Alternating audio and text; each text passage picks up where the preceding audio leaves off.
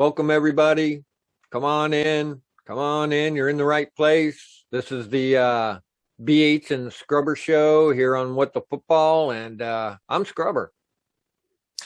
Hey, BH here, ready to talk some Washington football team. We had quite a challenge last week, and we're going to talk all about it. So stick around. Let's do this. Yeah, there was a challenge last week, so we're going to kind of just start with. I think we'll start with some of the offense and how they did, and maybe go player by player a little bit. We can talk about who we thought we liked and what we thought went well. And so, starting with me, I thought the guys did really good. I really do. It was 13-10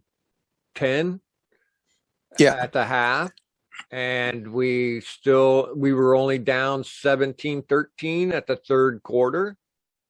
So we were still doing good then, and then I think even into that first drive into the fourth quarter, I think we were still good. But then, the Chiefs stepped on the gas. It's hard to stop that. I think the boys put up great against the Chiefs and against the Bills too. We lost against the Bills, but look at the other teams who lost against the Bills. They were shut out. They were stopped. 0 points for Miami, 0 points for I forget who else, the Texans, but still. So we put up a good fight out there, I thought. Lots of great players. So I'll just start. Is there anybody you want to talk about personally, or? I kind of think I would have to go with J.D. McKissic looking really good. Mm-hmm. A lot of that was unfortunate because I think of that injury to Gibson, his calf injury, but it's really good to have a guy like that out there.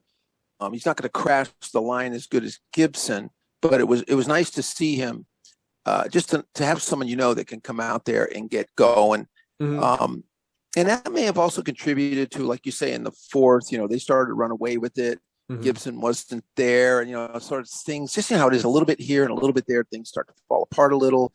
And a team that good, especially that offense, you kind of have to do everything right on both sides of the ball, or they're just going to jam it down your throat. And they kind of did, and they kind of showed, their dynamic offense. So, I like seeing JD in there mixing it up. So that was good. A little overused almost, in my opinion. Pretty much, yeah. Overused. Yeah, he's not that kind of guy. So I would say, the O-line as a whole, I thought they did a pretty good job.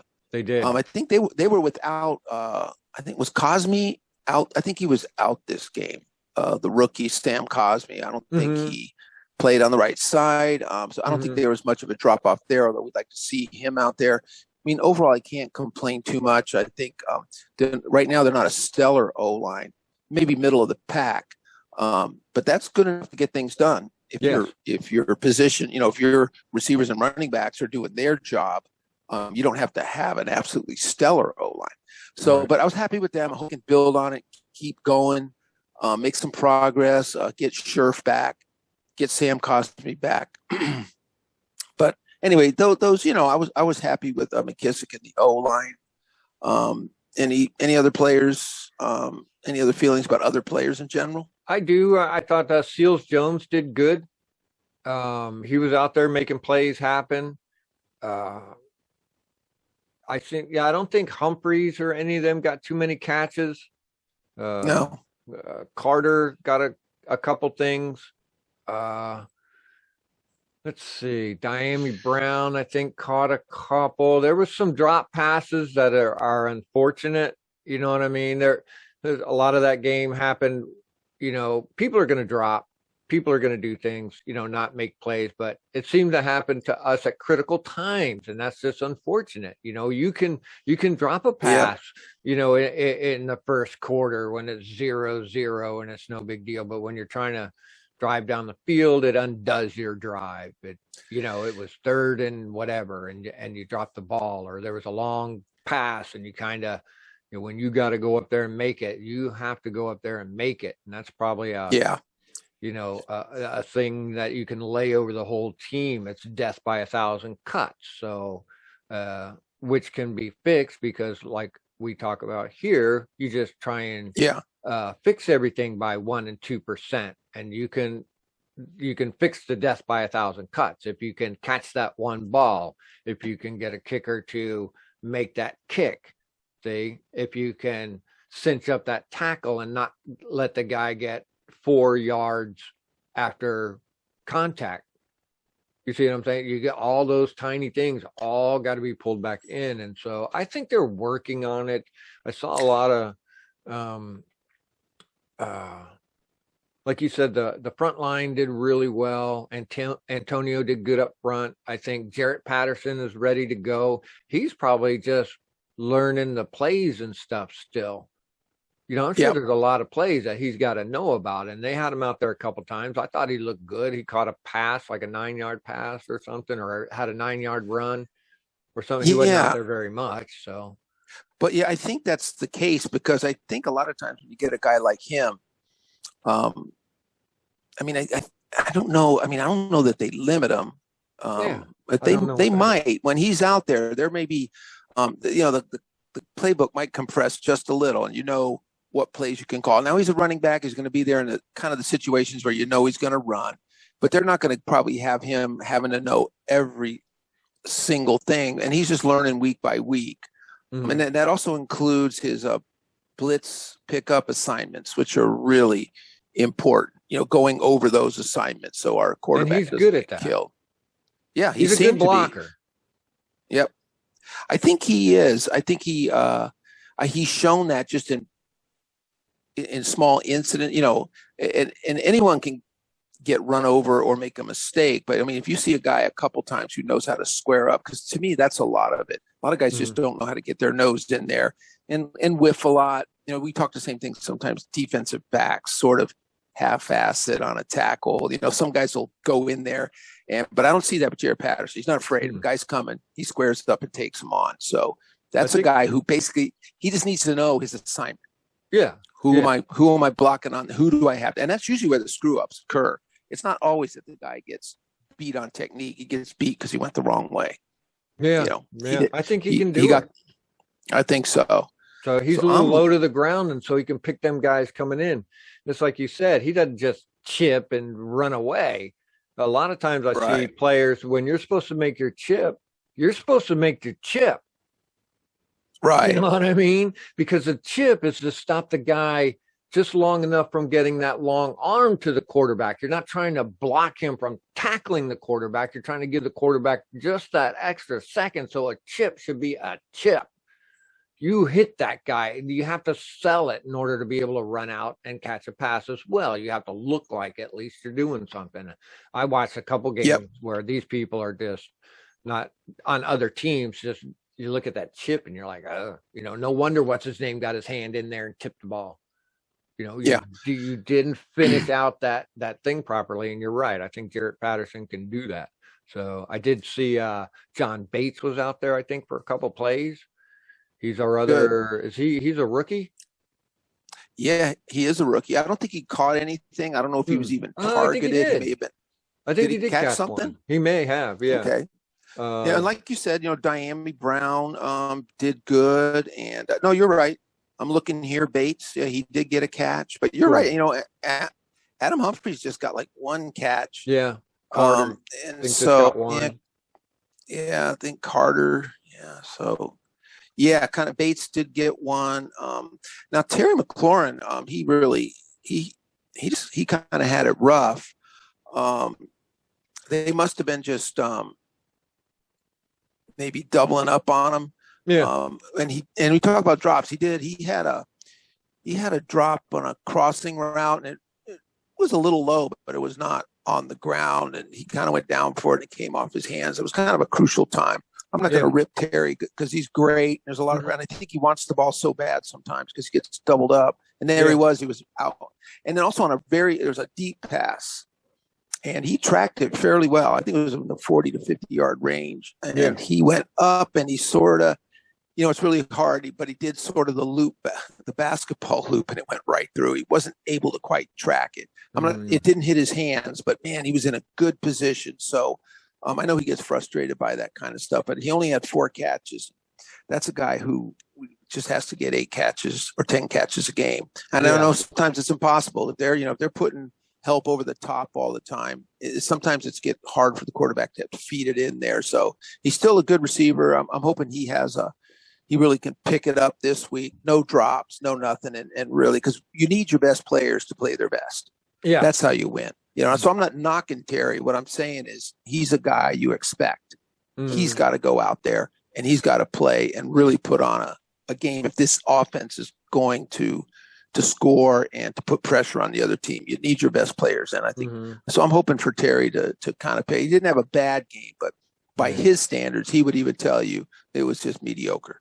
And part of that issue, I believe, too, is if you're limiting snaps to Curtis Samuel and you're limiting snaps to like Dyami Brown, if he's still a little hurt and those guys aren't really functional, well, then they know they can double up on McLaurin because them other guys ain't going to be a threat. You see what I'm saying? So he just gets double covered up. So it's not fair. Yeah. And you're not. Yeah. It's like last year. Now we're running into the same problem because, Dyami Brown is still a little injured and he's a rookie. So he's not someone a defensive coordinator is going to worry about. He's going to roll coverage for Terry McLaurin. And then also, and like you said, Ricky Seals-Jones is doing a good job, but we don't have Logan Thomas. So it's almost like a double whammy against Terry because last year, and that's why Logan had such a great year. I mean, he was like almost the number 2 receiver, and that's why he did so good. And that took pressure off of Terry a little bit, having a guy like Logan Thomas run out there. But now all of a sudden, we've missed quite a few people, but those other guys have to step up. And to your point, I think Ricky Seals is doing a good job. He's playing a high percentage of snaps and he is getting looks. So it'll just give it now that hopefully now here's another guy now, right? He's been in the games. He's playing with the first team. He's practicing with the first team. He's really knowing all the plays. There's a guy who could really take that next step against Green Bay. I think, I was watching him though on a few things. I think part about our running schemes, he's got to block. I'm sorry. If you're a tight end, I don't give a shit. You got to block, and that's part of that chipping stuff too. So I think he might need to cinch up on that or, bring in I did see Sammis Reyes was out there for some special team stuff. So I did see him out there a couple times, and I think Jarrett Patterson does special team stuff too to get him out on the field. So I mean, it's unfair to, like Jarrett Patterson, when he comes rolling out on the field, they're going to use him. You know what I mean? Like at his very first play, I think they bubbled him for a second for a 2-yard loss. I mean, everybody in the stadium knew that they were going to throw to him. You can't bring him in. So I think I talked about before that you got to bring a guy in and get him going so that he just doesn't look like, oh, here he is. He's going to do this, so let's see. So Sammis would be good because he's a monster. If he's just going to block, I'd rather see him out there. Now that's a guy you do want out there. Yeah. We bring him out because he blocks. Let the other team know we don't give a shit. So we'd have to look at that again and see if, on the double tight end, they may be bringing in who's the other guy the young guy, the rookie. Bates might be they might be using him. So it's just a kind of a thing where Sammis will just have to do special teams. But we'll see. It'd be nice to see him in there and just to have him help out on blocking and just kind of maybe just go at it, run to the right, put him over there and just create some holes or just blast that defensive line back using him because he's very physical. Yeah. So, and also too, I think we have Jonathan Williams is a running back that we had in the preseason, got put on the practice squad. So I feel like if Antonio Gibson ain't going to do it, that Jonathan Williams guy, we watched him. He was great. He was awesome. Yeah, and I think he would absolutely be he'd be the guy to be brought up for sure. And that'd be your 3 backs. And then on the receiver side, they elevated Golden Gandy up. So he was very good in the preseason. I remember him. He was very aggressive towards the ball, and he could be somebody you can put in that,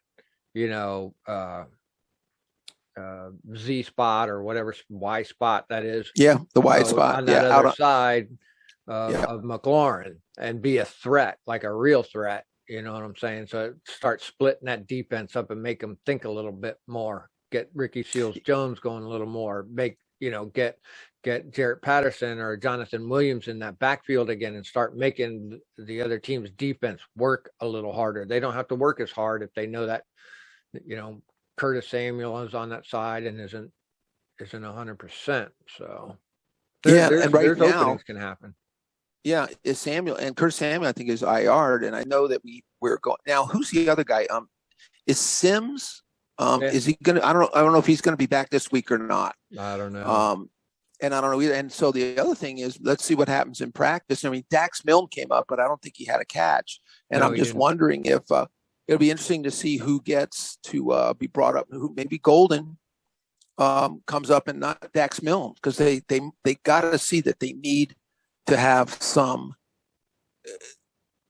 They got to get something from the other side, and Golden's been there. He's done it, so maybe they'll give him a chance. Because they're down to a kind of a rookie over there right now, and that's just Dyami Brown, and actually isn't Dax Milne a rookie too? Yeah, he is. So so they're not really. They need me. Obviously, if Sims was back, no problem. I mean, he's good. He's really good. That's kind of what it was. Kind of a double whammy. We're thinking that Curtis Samuel's going to come back, and of course, he's not. The groin acts up, and he's gone. And right around the same time, Sims get hurt. So man, now we're digging down in that roster. Let's see. I mean, whoever it is, man, on that side, they have got to go. They've got to get someone out there and go at them and take the pressure away. Now, on a side note, the number one corner for Green Bay, who might be the number 1 or 2 corner in this entire league, Jair Alexander. I think he's on. He's on that short term IR. He'll be back, I think, maybe 1 or 2 weeks. But thank goodness we don't have to see him this week. I mean, he's that kind of a guy. Their other guy is that Kenny King guy. Kevin King. Their other corner, right? We should be able to burn him, dude. I watched him in a couple of games I watched last year. Just, he's like our Landon Collins, just watching people go by him. You're like, dude, get on that shit. And it was sad to watch. I mean, there were some games where they highlighted how bad it was. And the thing is, he's banged up. Yeah. So I think I did see his name on the injury list. So we've seen that guy at 100%. It's not very good. So. Not very good. Yeah. So we should be able to exploit that. So this is what we talk about with these little tiny things coming together. You gotta, in elite football, you have to see where this teeny tiny little leverage you can get at every single turn and play it and take advantage of it. That's fucking Aaron Rodgers. I think you're mortal human being. It's Aaron Rodgers. So So let's there we go. Since we're talking about Aaron Rodgers, let's talk about some defense then, because boy, talking about having to step up, like you said, and that what we were saying previous is so important, that we're getting a few. We're talking about guys who need to step up on offense. We're talking about we're getting a little bit of break because their number one corner isn't there. Well, that's all good, because this team, much like the Chiefs, can almost score at will. Yeah. So we're going to have to air it out. That's why we're talking about the receivers, probably more than the running backs or anybody. Because if we're being honest, to win this thing, we're going to have to chuck the ball out there, and so that means everyone's got to be for touchdown. Yeah, and you can't. Yeah, and everyone's got to get out there and contribute. I mean, you can't have our slot receiver Humphreys catching one pass. You can't have that kind of stuff. I mean, everyone's got to get. Weird. It did. I don't know what the heck happened there. But so anyway, I thought overall, our defense did pretty good. 10 points in one half. We were doing something right. Against the Chiefs? They were doing something right. They had something going on that was working. There's so many things. It was a great scheme, probably. Maybe the players are finally starting to step up. And even like you said, into the third quarter, it was working, and things kind of went sideways. And we don't know if that's obviously the Chiefs made adjustments, and that could have been just it. And we weren't able to adjust, or their adjustments were perfect for what they want to do against our players. Also, it's that can happen to a team that's struggling. Our defense has been struggling, and so you see the team do things right for a half or 3 quarters, and things go down. That's what happens. Every team that's struggling on offense, they can do good in the first half. And you go, wow, they've turned it around. The second half, they go down. Well, that's the part of the struggle, is trying to maintain that for a whole game. And I think our defense, I think they maintained it for 3 quarters of the game. 3 quarters of the game, they did really good. Yeah. And then they can, now when you go look at film, you've got a lot that you did right. Yeah. So you can look at it. The coaches, instead of the coaches chewing on you, they can show you, wow, see how that worked? See how we talked about that? See what it did? See how we forced them to go that way? Yeah. And then the players start to go, oh, okay, coach, I get that. I see what you're talking about. So I'll just say, I would say overall, I think the D-line is not where they could be or need to be, but overall, not just this game, but the game before, I'm seeing a growth with this D-line. I see them working together. I see them doing better things, not just in pass rushing, but in run stopping. So I'm liking what I see from those guys.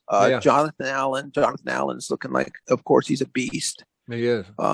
He's a great football player. So if everyone else on there just keeps working and stepping up and putting on pressure. But I did think they did a pretty good job, especially against, Patrick Mahomes, the way they contained him. I thought they did a great job. A really good job. They sacked him 3 times. Yeah. Yep. 3 sacks in a game. That's pretty good. Yeah.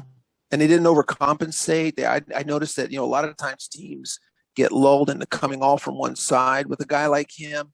And of course it's, you want pressure, but you got to maintain the contain. You can't just go in with your ears back every time and just let it rip, because that's what they want. And that's why you see guys like him just bust off a 20-yard run. Yeah. And they just did a great job of kind of maintaining their area, push. And then a lot of times it just seems like they just crushed that thing little by little. In other words, it was just, you could see the thing coming in on them. Yeah. And so I want to see more of that against Rodgers. I thought Cole Holcomb, that guy is super stud. Man, that guy, he's amazing. So the defense, he did really good. I think in that first half, we got a couple turnovers, 3 turnovers. Yeah. Gosh, there was fumble. There was all kinds of cool stuff happening. Yeah, they were really doing good. They really were. And hopefully they learn from that, because there was we bashed on Landon, and we'll talk about Landon Collins a bit. But he got in there and knocked one out too. And so maybe guys, you start to see that on film, and also you feel it. When they started to see those turnovers, they saw what it did for their D and their confidence. Big time. And really hammer home. But back to I think the guy's having a great year and is getting better and better is Cole Holcomb, man. He just is doing a really good job. He's solidifying that linebacker position. I'm really happy with him, and I think he's going to continue to grow and get better. So yeah, he covers well. He had 9 tackles by himself, and 1 assist. So that's just incredible. So let's see, Jamin Davis, I thought did pretty good. I like Benjamin St-Juste. He was out there a little bit. More on the line. I thought Tim Settle did good. I seen his name a few times tackling people. Smith Williams was in there nailing people. So of course Allen and Sweat and Payne and Young. So they're all in there doing their thing. The coverage, though, it was decent though. It's the burns that get us, and for some reason, I think we talked about Landon Collins. I don't know. I don't know that much about it. Like for me personally, I keep the chatter down. I don't watch other people talk about stuff, but I do go out and look because I have my own feelings about things, but I need to check what they are in the outside world if other people are seeing that same thing to see if I'm in the right direction here. And I did. A couple people were bashing Landon, and I can understand why. He just kind of, I can see why they say maybe he's more of a linebackery type guy, because when it comes to the run, he stuffs the run. He does good on that. So it's just the coverage sometimes. He could be scheme. Could be a couple different things like that. So they're doing a better job of scheming him in at linebacker now. They've been pushing him close to the line, and that's where his tackling is better. Out in space, it's much like his coverage. His tackling is a bit of a whiff. Yeah, his main thing is, and he really loves to get after the quarterback. So they have been pushing him more and more and more. And I did hear some coach, Ron, talking about that they really are trying. They really want him more at linebacker now. I think he's resistant. He wants to be a safety. And that happens a lot in football. If a guy's playing, and a lot of it has to do with, it's more, I don't want to say glamorous. It's just more of a elevated position. An offensive tackle doesn't want to be told he's moving to offensive guard. That's downsized. But you know what? They show you the tape and they go, dude, you're getting crunched. You're a big guy. You'll do better in a smaller space here. You'll help us more because out there and then corners. A lot of time corner gets a little older, a little slower, puts on a little weight. He's in his 7th or 8th year. And the defensive coordinator comes to him and says, hey, man, we're going to be moving you into safety a lot of back and forth. You're going to have to flex a little bit for us because your true position is safety. Corners do not want to be moved to safety. A lot of it's a money thing. You make a lot more money as a corner and safety. Make a lot more money and I'm just being honest, you make a lot more money as a right tackle than a right guard. It's just the name of the game. Yep. And I think what I'm hearing is that 2 things. Landon is resistant. Now, I don't have the inside scoop on that, but it makes sense. I would imagine. And Coach has said, though, we're doing it. So I watched a little bit more of him. I think it was better for him. I took time to watch him on plays, and he really did play a lot close to the line. And so I thought, well, maybe he's finally going. He made some good tackles. He speared the ball. Mm-hmm. He looked a little I shouldn't lost. Maybe that's a little too much. It looked a little, because that's not his natural position. So you got to remember that's hard. Especially you move a right tackle to right guard. Everyone says, it's easy. You're going inside now. It's not a big deal. No, it's a whole other position you got to learn. You got to pull. You got other kinds of things to do. It's not easy. Yeah. It does take time. And so hopefully 2 things will happen. He'll start to accept it more, work harder. He'll get experience in it. Even he can go back and look at film and go, he can see what he did. They all look at film better. Yeah. And so hopefully, because look, it's not a secret. Everyone in the world knows, not just Washington football team fans, that he's got to be up there and do that kind of linebacker role, and maybe can roll into coverage on certain plays. Cause he can play back. He can. He's just not.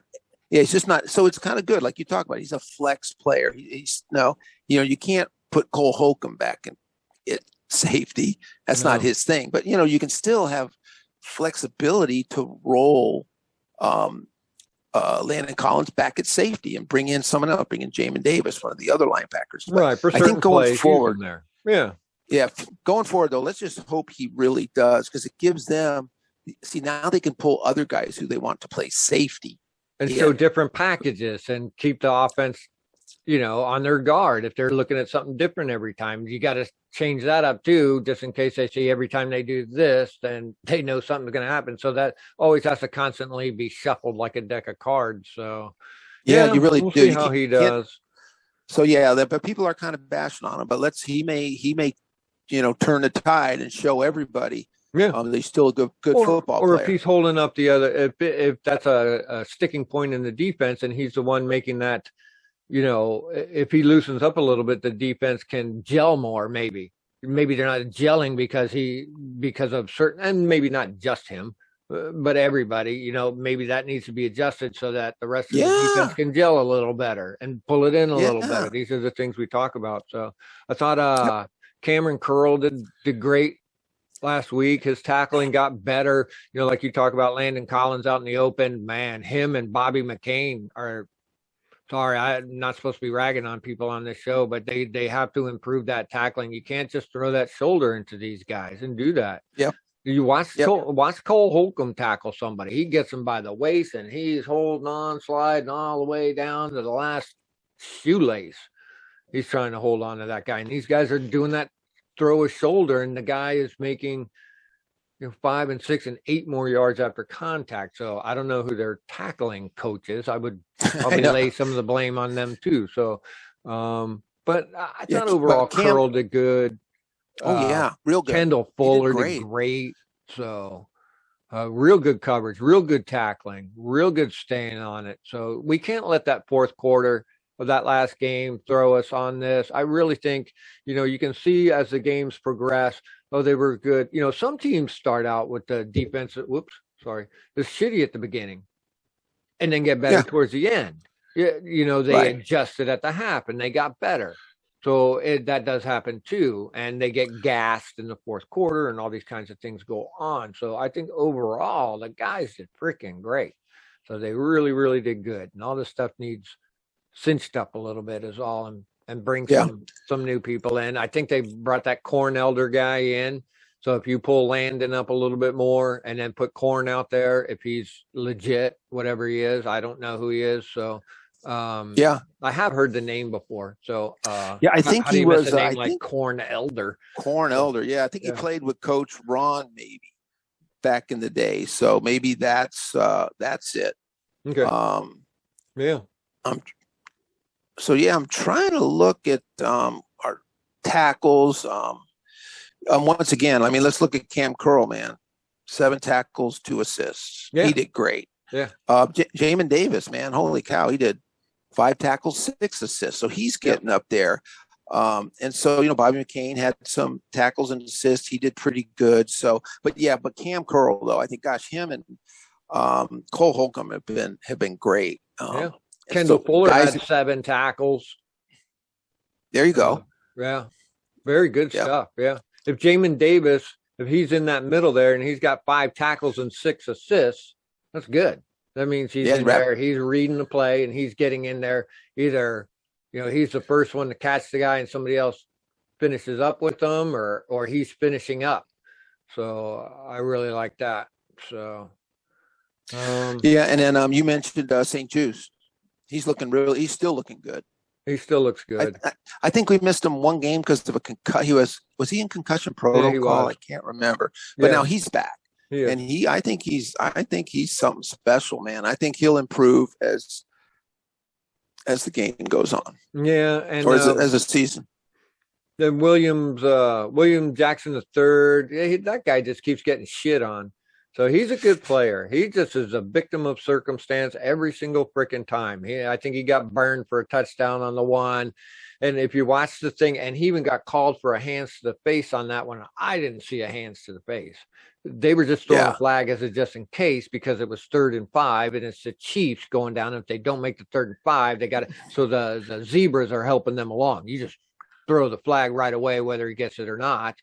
That way you got a first down for the Chiefs in the bag laying on the ground. See what I'm saying? And then, but he did get burned, but he slipped. So he tried to take off and he did a cut and he slipped and the guy got by him. So that's either grass or him not understanding footing or whatever. So he did get burned. He was super aggressive and that might have hurt him. We want you to play man, but he came up on that guy. He was 2 inches away from him. Yeah. And I think it just sort of backfired on him because usually if he's in man coverage, he stays right with the guy. Mm-hmm. It's not a problem. So like you said, he must have slipped because to see him that far away, but he did get really uber aggressive. So hopefully he'll learn from that. Play man, but there's no reason just to get, he came right up on the guy and it didn't work. So when he was running, I seen his hand come up, but it was just like they said that hands to the face usually to me is like you're jamming the guy. You know what I'm saying? And he just looked like he was just trying to run and maybe he just, wiped across his face or something. I think it was earlier. I think it was I think at the onset of the play. Remember I said how he got right up on him? Yeah. Maybe he, because you can punch a guy right, within 5 yards. And maybe there's something happened there because I'm just saying I didn't see it, but that once again he always gets flagged. He just gets screwed. He's a good player, and you really can see it in his interviews and stuff, and when he talks, and even his face when he was coming off the field, he was pissed. I mean, he was freaking. He was not only probably for the flag, but for getting burned and losing the point. I mean, those guys take the heaviest guilt trip because you're the last guy. You know, you're the flank, and if they get by you, you're done. So it must be very pressure in that position too. So, and I will say this too. I talked about this during the game. These guys play under tremendous pressure.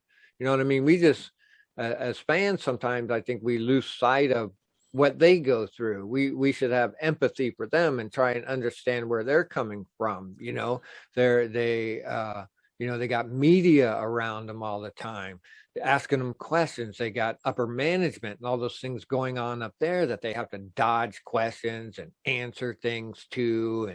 And they have their lives to live. They're working under injury. You know, they're trying to get better. They're rookies. Hell, they just played the Chiefs. And then the pressure, now we got to turn around and go play at Lambeau. You know, these guys are under a ton of pressure that people like us just don't understand. You know what I mean? That's a lot. I live my daily life and my sump pump goes out and my fucking whole life comes apart. Yeah. You see what I'm saying? And these guys deal with huge, and they're playing against other elite, huge, giant men. You know what I mean? So we have to always keep that in mind when we think about our players. And we love our players. We love our players from Coach Ron down. Anything up above Ron can fuck off, in my opinion. I don't care what they're doing. I really don't. Doing good, doing bad, I don't care which. You got to hide that. You got to seal yourself from that stuff that's above you as a team and persevere. And it must be very, very difficult for them guys, especially with this last trainer guy being investigated for drugs and stuff like that. It's like, oh, man. You know, just what they talk about the shirt debacle thing. I think that's all a bunch of bullshit. That's just people on Twitter making hay out of nothing. So they retired the guy's shirt. So what? Quit being a bunch of big babies. You know what I'm saying? Oh, we didn't know, or we would have went to the game. Well, you should be going to the fucking game anyway, shouldn't you? Yeah. Well, you're only going to go to the game because they're fucking giving away a towel and you're going to retire a guy's number? No, you go to the game all the time. So I don't hold the team responsible for that. That's just Twitter being big babies again. So cut it out. We support our team. We support our guys. That's who we want to win. So that's where I've kind of changed my attitude towards the team in that way. I don't want to bash them anymore. You know, I understand where they're coming from. It's very difficult to work through pain and work through all this kind of stuff, being on airplanes, practice, media, you know, balancing your life. So, it's tough. It's tough. And they're trying to get better. And also, a lot of these guys you're talking about are young and you just have to let them grow. I mean, it's unfortunate, but, you know, guys like Benjamin St-Juste, Taylor Heineke, Jamin Davis, you just can't expect them to run in and take over the show. You just gotta, as a fan, you gotta take those smaller victories, which are things like watching those guys get better and better and better. Watching a guy like now Cole Holcomb, man, he was never playing bad, but he's playing much better than he was when we first started. So there's something, to be happy about. Well, now we've kind of talked about all these guys and our stars. We did have one big change, though. We did. And that was Dustin Hopkins was finally cut. Could almost see that one coming. He had issues a little bit last year with misses. Obviously, this year he got bailed out on the Giants game just because that guy jumped off sides, so that saved him. But it just had to happen. So we had a guy Blewett, Mr. Blewett, who was I think he kind of on the practice squad a couple times, and they brought him back. But I think with the practice squad, our special teams coach got to see him up close. He probably got to practice a lot on his timing. And get him in there. And I will say this, that I didn't know, and I did find out recently that and I don't know what it is, and I didn't even go to look to find out, but that Dustin Hopkins has some challenges in his life. Okay. With his family. There's some stuff going on. Okay. And I'm just going to leave it at that. And that can impact your game for sure. Especially and so, especially a kicker. And I think that's kind of, maybe even he knew it was coming. Maybe he knew it was time for him to go take care of business, go get a break. And I think that's why they kept bringing in Blewett, because I think they were trying to watch him coordinate with the long snapper, check out his leg, get used to the guy before you make a move like that. Because, Coach Ron said, and it's the truth, he said, hey, it's not like hey, there's like 50 great kickers out there. Yeah, we go get one, but there's not. Look at free agent, look at the waiver wire. It's everybody's throwaway kickers are out there. So it's not just you just go grab anyone. You know what I mean? So it sounds like the good news is it sounds like they did check out Blewett quite a few times on the practice squad. And so thankfully they made the decision because it just kind of had to happen. I believe so. I'm a firm believer. Kicker makes points. I thought what was going on with him, I think I talked about it before in one of the other shows, was that he was missing to the right and he was missing in the same spot. And what I said was, if you're missing in that same spot, that can be fixed. If you're all over the place, how do you know what's going on? You don't. If he's just missing that one, well, that maybe you just need to move as the ball snapped or held a little different or something and bring that back to the left a little bit. But then I saw that last game, I think he banged one left, one was in the middle, and one was more to the right. So now he's starting to be all over the place. And to me, that's enough. I think we talked earlier that it's important that these guys, not only for the points, it's not just the points, it's the mindset of the team that drives down the field and doesn't make the 7 points. You need your guy to make the 3 if you're close enough. And then you're to keep morale up, if you went down there and make the 7, okay, and then you don't make the extra point, your morale goes way down. Or make the field goal, your morale goes way down. But if you can get down there, don't make the 7, but you make the field goal, your morale stays up a little bit. At least we score points. So if your kicker is letting you down for a 42-yard field goal, you got to go. Sorry. Yep. You have to produce. Yeah, it's true. The team, and it's not about you. We have to have those points to maintain moving forward. It's true. It's really true. Because you know what? And when an offense goes down and they drive and they sputter, or even worse, when they sputter when they're close to the red zone. Yeah. And, they got 3rd and 2. They could get the first down and then go get the touchdown. Yeah. But at 3rd and 2, whatever, running back gets stuffed. They come off the field feeling bad. And a lot of them come off the field going, Coach, 4th and 2. Let's go for it. Coach says, no, you didn't make it. And then the kicker misses the kick.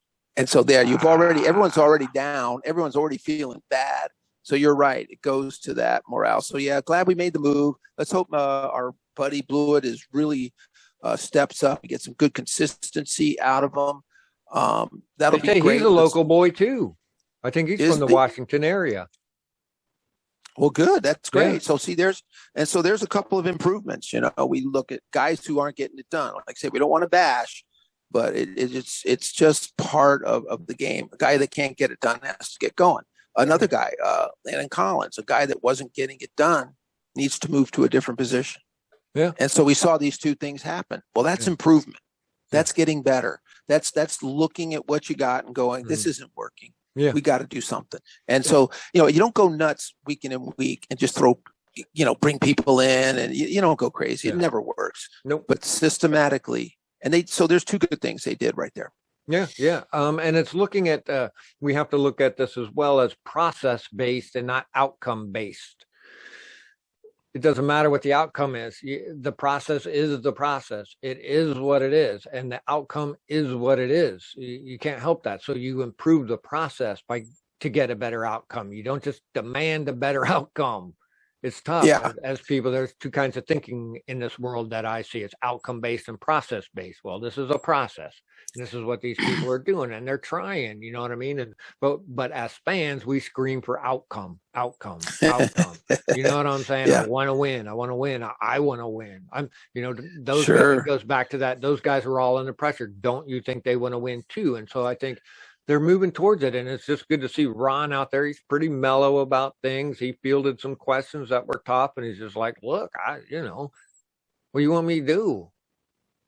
Beat them, or you can only do so much. You have to wait a little bit. And unfortunately, you take the punches on the nose. It's a long season. I'm not fucking worried about it. You know what I'm saying? Everybody falters. Everybody does good. I think the Cowboys this is their bye week, which is good. They have it early in the year, and then they got to grind out for the rest of the year.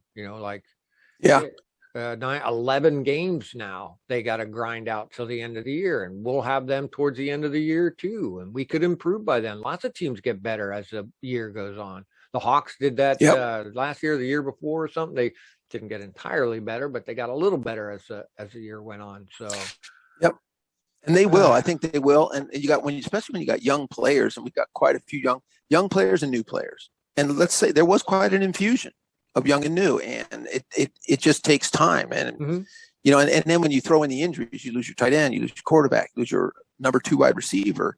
I mean, like we said before, everyone can say, next man up, but nobody has like first rounders waiting in the wings to go play. You just play with who you got, and then they have to have time to develop. Yeah. Because, they're on the second team or third team. They're not always getting a lot of reps.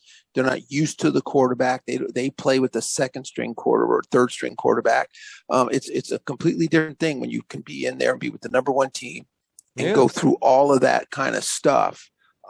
Because, you can, you're really part of the process, and then it takes more than 1 week. So we'll see it. Well, coming up, the boys got to be ready for the machine that we got to go to Lambeau. We got to go to their field, part of stopping them. What are we going to do? So I feel like, again, it's like we talked last week with the Chiefs, is you keep the ball out of their hands. Yes. You have to have long drives, 7-8 play drives, 5-6 minutes off the clock. You have to at least get the 3. So that's the key to that. And then takeaways on the defensive side. Pressure Aaron. Aaron doesn't make too many mistakes. So you probably, who's that? Jones. Aaron Jones. Aaron Jones in the backfield. And then who's their Devontae Adams is their receiver, right? So just those 3 guys alone, pretty tough. So, but one good thing is that we were getting burned on a lot too, is mobile quarterbacks. Now, I'm not saying Rodgers isn't mobile, but he's not one to want to get out of. He's not one to want to run the ball. He doesn't do it too often. He takes advantage of it when he's down on the goal line and stuff like that. But I don't think he's a designed running quarterback or anything like that either. So that's to our advantage. So I think containing little by little, doubling up on, Adams and Jones coming out of that backfield, dude, Jesus, that guy's impossible. Yep. So it's going to be, so it's kind of like they have the three-headed attack, sort of like KC. We talked about it. We got to stop. We had to stop Kelsey, Mahomes, and Tyreek Hill, and we did pretty good for a long time. Then things kind of falter.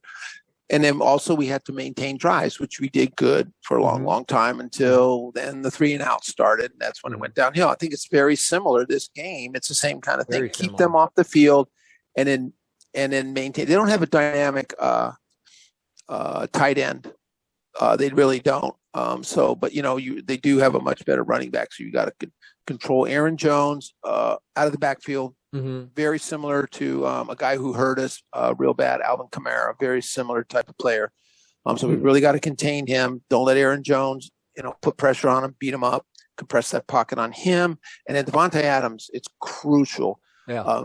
You just got to double that guy up. I just don't see any other way around it. You just have to tell your other people, hey, you're in single coverage, or we're going to zone this thing up. But if we're in zone, we're sliding that zone towards Devontae Adams' side. That's the guy you don't want burning you, because, man, he's a monster. He's pretty incredible. So different kind of player than Tyreek Hill, but still a guy that'll just kill you. So kind of the same game plan, really, this game. It's kind of very much the same. So get them takeaways again. They've been doing good at that. Cole Holcomb, pressing that stuff. God, they made Mahomes last week throw that one look freaking horrible. It got tipped up, and I forget who got underneath it and caught it, but that was good to see. Yeah. People can be rattled. People can be stopped. Aaron Rodgers can be stopped. He can get in his space. And so I'm excited for this game. I actually might even get to watch it. I know I said that last week, people, but I might actually get to watch it this time.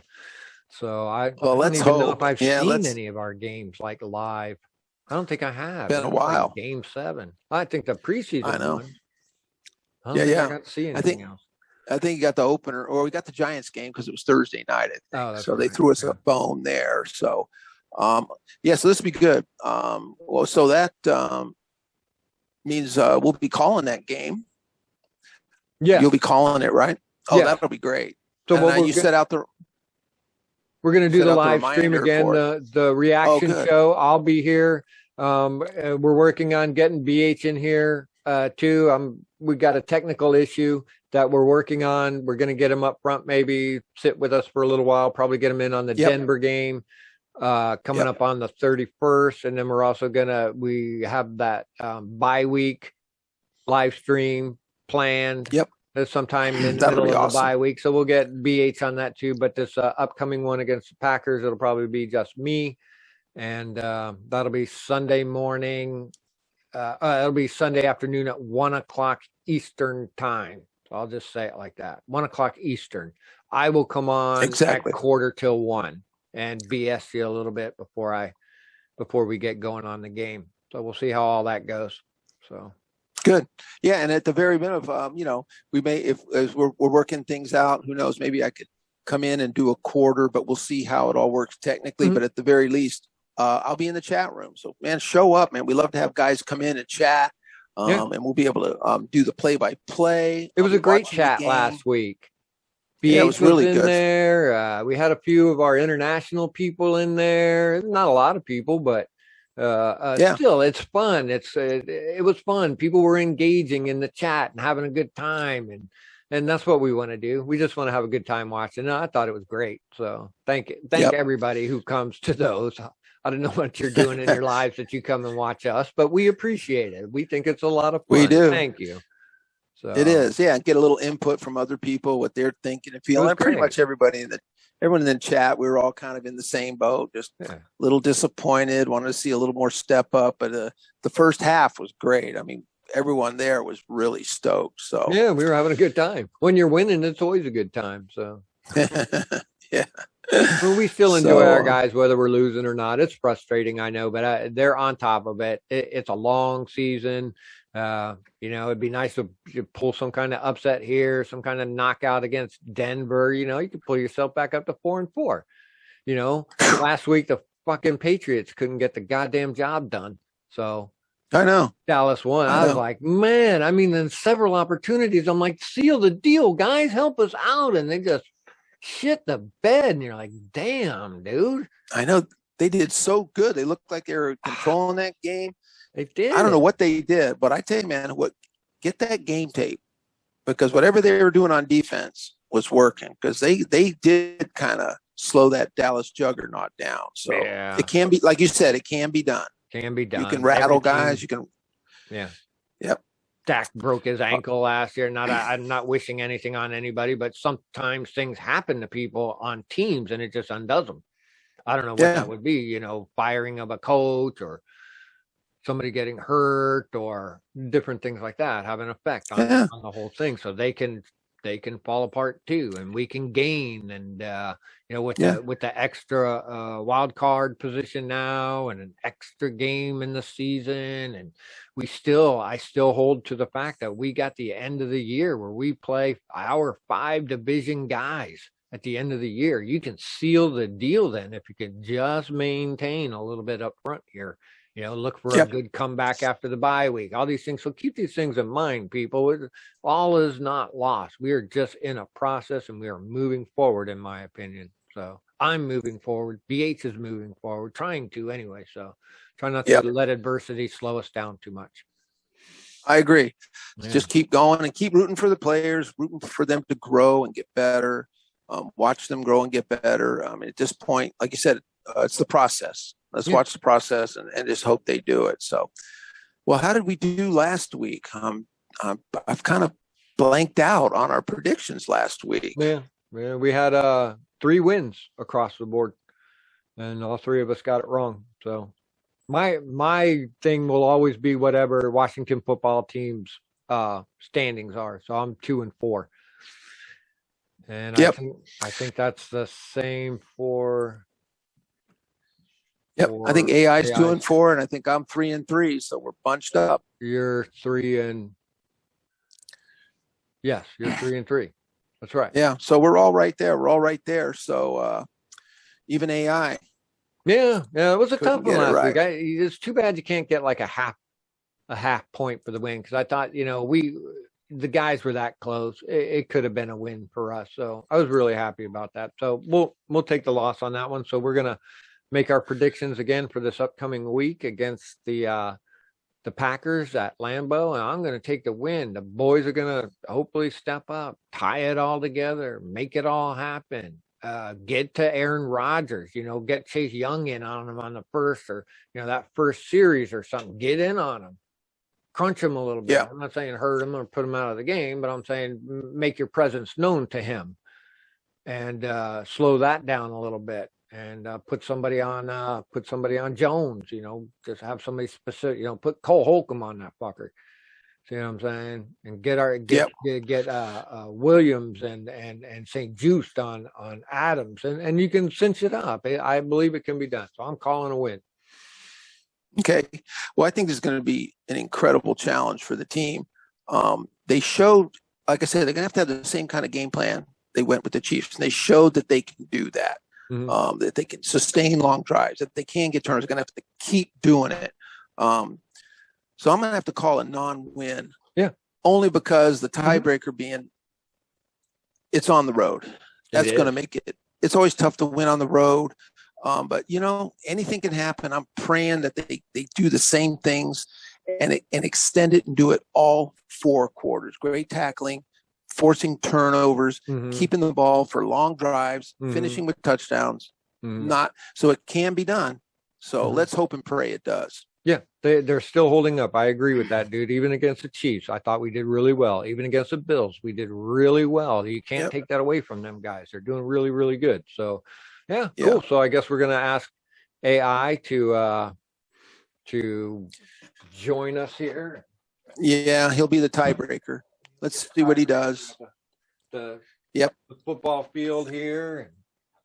We got the it. Quarter that we got. There we go. And you're gonna make the call.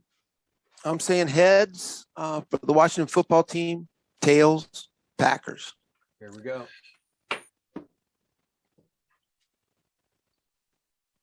Tails.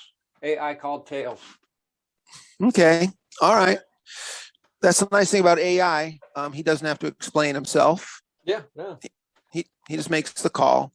Well, very good, man. Well, there we go. I think it's going to be a great game. I'm glad it's on TV. I'm glad we're both going to get to see it. It is cool to watch games in Lambeau. Even better to rock their world and beat them in Lambeau would be tremendous. What a win. Not just any win. That would be a big win for many Look reasons. At what that would do for your morale going into the next game. You could take out, Denver, going to the bye week. There's a lot to build on from this point out. And a loss wouldn't be the worst thing in the world. Everybody loses to the fucking Packers. You know what I'm saying? So it's not that big of a thing. You know what I mean? It just depends on how well you do during the game, setting up for the other games coming up, because we still got tough teams to play. So a lot of teams. Yeah, there's a lot of games to play, man. They could put it together, and teams have done it before, So, and we got guys coming back. I mean, you talk about the bye week. Ryan Fitzpatrick, he'll be coming back. Look at Logan all that Thomas, stuff we got. Yeah, he'll be coming back. So guys are Brandon Scherf is coming back. So, not only are the younger players getting better and better, we're going to be infused with some of our veteran talent. So we can't give up now. No, we won't. So very good. Great show, dog. All right, man. Well, I will be there on Sunday. We'll see what happens, whether I'm on the show or in the chat. I'll be there with you and hopefully get a bunch of folks to show up. Yeah. We can chat it up and it'll be a great victory. Let's hope. Yeah. Very good, dude. Yeah. Very excited. All right, man. This brings me back hope again, and let's press forward. So I guess we're going to say goodbye, everybody. Thank you all so much. All right. Bye, everyone.